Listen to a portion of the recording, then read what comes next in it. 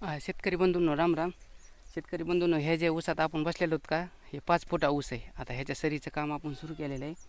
पण काय केलं तर माहिती का, 5 फुटावर आपल्याला सरी काढायची होती. तर सुरुवातीला आपण 3 फुटाच्या पासाने उभाट्या पाळी घातली. पाळी घातल्याच्यानंतर 3 फुटाच्या पासाने त्याला आपण माती लावून घेतली. आता समोर जे कॅमेऱ्यामध्ये तुम्ही बघू शकतात ना, अशा प्रकारे आपली माती लागलेली.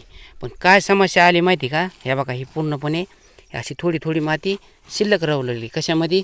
खाली, म्हणजे पूर्ण अशी छाटून माती निघत नव्हती. आता ही माती छाटून काढण्यासाठी काय केलं आपण, थोडं आऊत लहान केलं, म्हणजे 3 फुटाहून लहान केलं की 2.5 फूट.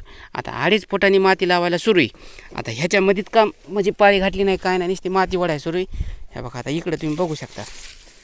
आता काय झालं माहिती का, 2.5 फुटांनी माती वाढल्यानंतर पूर्ण ही माती निघून गेली. ह्या बघा, ह्याचा जारवा आहे का, पारला की जारवा तुटूस तर, जारवा उघडूस तर असं निब्बर जमीन आहे का खालची उघडी पडली. आणि ह्या कडीनं जी माती राहिलेली का, ती पुसून ह्या कडीनं ह्या बघा, ही अशी रेख दिसती. मग काय झालं, ह्या वरमाला डबल पुष्टी झाली, डबल कवर झालं. आणि हे वरम आता जे दिसतोय का, हे पूर्णपणे मजबूत झालेलं आहे. तर सध्या तरी काय नाही, ह्या बघा, ही अशीच रेग आहे, म्हणजे डबल माती लागलेली. सध्या तरी काय वाटत नाही. पण एक पाणी दिल्याच्यानंतर आपण काय करणार, ह्याला पुन्हा जर कुठं मोठं तण दिसायला लागलं तर आता काय करायचं, 2 फुटाच्या पासाने पाळी घालायची आणि 2 फुटाच्या पासानेच आपल्याला ह्याला माती लावायची. जेणेकरून आता इथं वरम तुम्ही बघू शकता. आता इथं काय झालेलं माहिती काय, बोंड्यामध्ये माती गेलेली, पण थोडाफार खडा आहे. नाही तर त्या कडीपासून ह्या कडीपासून हे वरम केवढा झालेला आहे तुम्ही स्पष्टपणे बघू शकता. आता भविष्यामध्ये येणार आहे बघा हे वरम.